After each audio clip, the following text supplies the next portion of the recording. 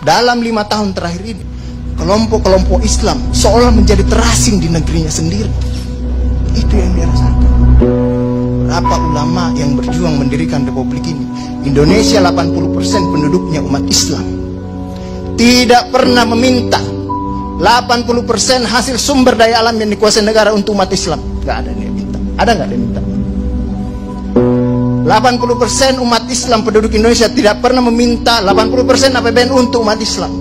Gak ada yang dia minta. Sederhana permintaan umat Islam. Dia mau berdialog sama Tuhannya. Dia mau mengingatkan umatnya akan kebaikan, yang tidak hanya mengajarkan doa makan dan doa minum, tapi juga cara memilih pemimpin. Itu kira-kira. Inilah ketegangan-ketegangan. Ketika agamanya dinistakan, kok susah sekali ini membawa ke proses hukum. Muncullah demo berjilid-jilid, yang kemudian berujung ulamanya tidak bisa pulang. Belum lagi penghujung, kemudian ada agama yang diperhadapkan sebagai musuh besar Pancasila. Nah, ini yang menarik menurut saya. Saya ini Islam, tapi bukan pengetahuan Islamnya seperti Ustadz Ali Muhtar Ngabalin dan Abu Bakar, Ustadz Abu Bakar. Tapi dengan segala awam saya terhadap Islam, ketika saya ditanya Pancasila itu di mana dalam kehidupan saya, maka saya akan mengatakan bahwa ketika saya lahir, orang tua saya itu membisikkan Pancasila di telinga saya. Cuma bahasanya bukan seperti yang tertulis dalam Undang-Undang Dasar. Dia membahasakan Allahu Akbar, Allahu Akbar, asyhadu an la ilaha illallah, asyhadu anna Muhammadar Rasulullah. Apa yang saya dengar di situ? Ketuhanan yang Maha Esa. Hayya 'alas shalah. Apa yang saya dengar di situ?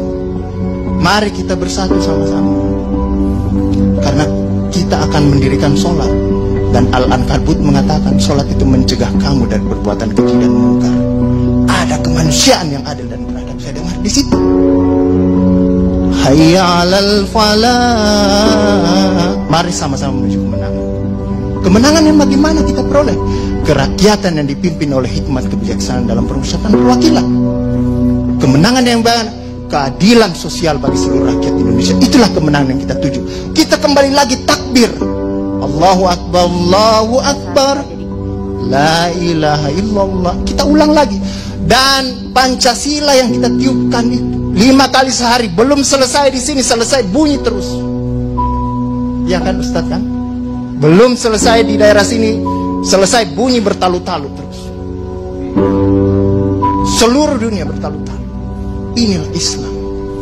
Yang kemudian sekarang dalam kelompok ini Ustadz Ali Muhtar Ngabalin, saya banyak belajar dari beliau. Inilah yang kemudian sekarang, kenapa kami mau diperhadap-hadapkan?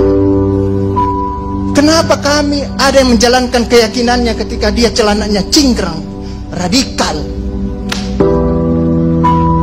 atau dia pakai cadar, dulu diperhadap-hadapkan. Saya Indonesia, saya Pancasila, ada dulu itu banyak sekali seperti itu. Kenapa kami seperti ini? Sekarang, akhirnya sekarang semua orang disuruh pakai cadar.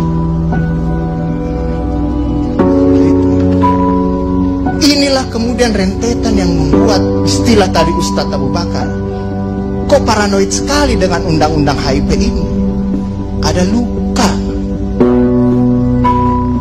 Ada luka yang tadinya sudah mulai mengering, dilupakan. Tapi tiba-tiba ini kemudian dikhawatirkan, jangan sampai Pancasila ini mau dipakai sebagai instrumen untuk membiarkan kelompok Islam dan kelompok. Apalagi kalau kita baca RUHP itu, memegang kekuasaan pembinaan ideologi Pancasila ada sama presiden. Saya juga baca-baca sekilas tadi. Kok di situ ditulis pendidikan nasional menurut undang-undang ini itu berubah. Tujuan pendidikan nasional oleh Undang-Undang Dasar mengatakan bahwa beriman, bertakwa, berakhlak mulia. Di sini diciptakan pendidikan nasional itu bertujuan untuk menjadi tenaga ahli dan terampil. Ini kan mau dikasih jadi tukang.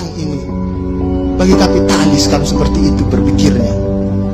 Nah, inilah yang kemudian yang dirasakan oleh kelompok-kelompok Islam dalam perspektif perjalanan konstitusional kita, bahwa ada yang tidak adil dilakukan oleh kekuasaan.